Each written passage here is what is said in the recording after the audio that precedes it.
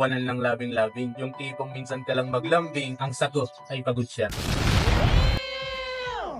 Mga senyales na may kabit ang asawa mo. Una, nagbabago ang kilos at ugali na hindi maipaliwanag o laging mainit ang ulo. Yung tipong nagtanong ka lang, pagalit na ang sagot. Pangalawa, may sikreto. Madalas nadala ang cellphone kahit pagpunta sa CR o kaya pabago-bago ng password at hindi pagpapahiram ng cellphone. Pangatlo, pagbabago ng schedule. Pag-alis ng walang sinasabing dahilan at lugar na pupuntahan tulad ng madalas na pagdadahilan ng pag-overtime.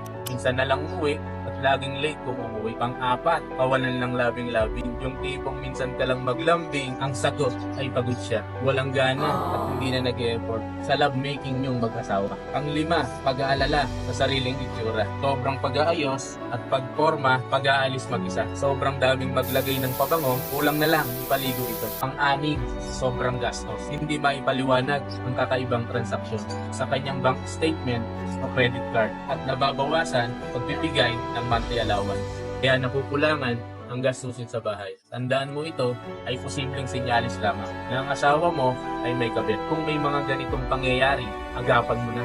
Usapin mo asawa mo ng kayo lang. Mas mabuting pag-usapan nyo ito para din makaiwas sa anumang pagtutulan at posibleng dahilan ng hiwalayan.